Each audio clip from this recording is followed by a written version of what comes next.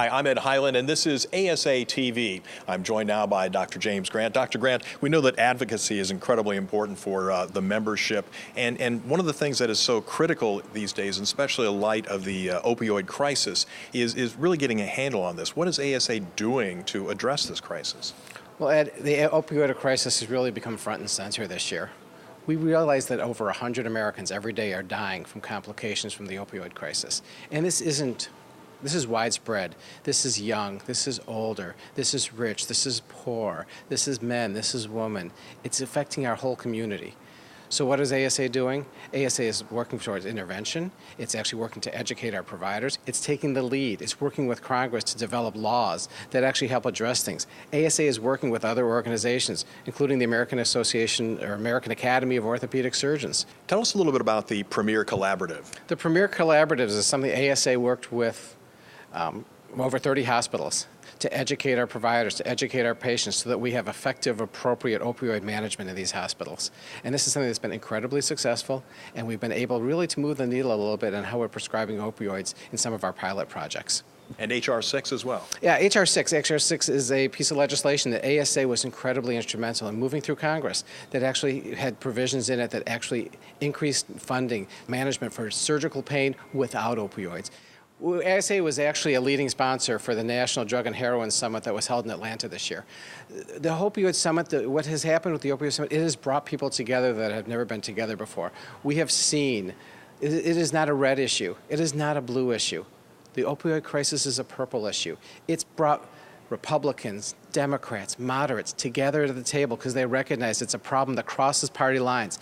You've never seen anything like this before that really brought in, as our nation is becoming so polarized, this is one issue that's brought everyone together. And they're all working together in unison to help solve the problem. We're working with our patients to manage their expectations so that we can minimize the use of opioids. We're using a lot more non-opioids. We're getting families engaged. We're understanding that pain is part of having a surgical procedure and understanding what does the patient need and how do we educate them to see, listen, this is what we need. We've learned you can get addicted to opioids after just 2 or 3 days on them. We're doing everything we can to make sure that Americans are focused on opioids now so that we don't get more people in this incredibly bad cycle. Dr. Grant, ironically, there is also a crippling drug shortage in this country. I mean, it's affecting physician anesthesiologists and their patients. What's ASA doing to address that aspect?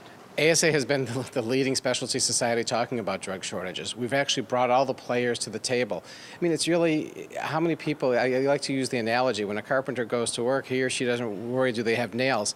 I go to work every day and I wonder, are we going to have X? Are we going to have Y? And these are drugs that you'd never imagine that we wouldn't have.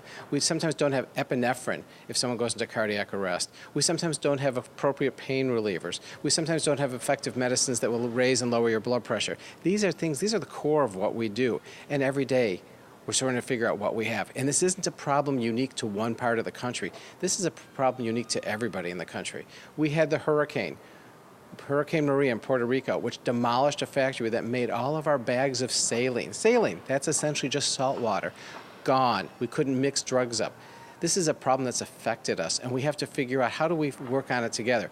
ASA has led the role. ASA has actually been working the halls of Congress, has actually had over 100 members of the House sign a letter and 31 members of the Senate sign a letter saying drug shortages are a problem, and it's affecting our members and it's affecting our patients. And now I'm happy to say that the FDA has recognized that, and the FDA actually set up a task force to specifically look at drug shortages. I couldn't be prouder to know that it was ASA that was actually at the forefront looking to make sure that this doesn't happen again.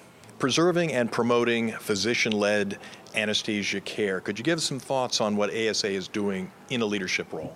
Well, it's a state's issue right now, and what we're seeing is more and more attempts to destroy physician-led anesthesia care, to destroy the team-based approach. So ASA was incredibly active in key states where there was bad legislation out there that could have removed physicians from anesthesia care. New York, Massachusetts, Oklahoma. Those are just examples. And ASA was there at the forefront to say, listen, physician-led anesthesia works, it's best for patients, it's high-quality care, we have to continue to protect our patients. Dr. Grant, out-of-network payments continues to be an issue for ASA members. Give us some thoughts on how you are addressing this particular problem.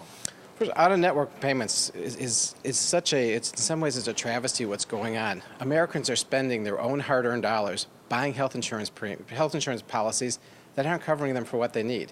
Because of insurance companies, they have really tight, narrow networks and will actually want to implement legislation which actually further disincentivizes insurance companies to actually working with physicians and hospitals to make sure that patients get what they need.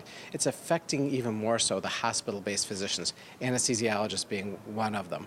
So what are we doing? We're working with the states. We're working to actually combat and helping write effective legislation so both patients and the physicians and the hospitals really get the dollars that they deserve for the insurance company. No longer do we want that patients are spending billions of dollars a year on policies that really don't help them. We want them so that they're getting the services that they're really paying for. Dr. Grant, thank you so much for joining us and explaining all this to us here on ASA TV.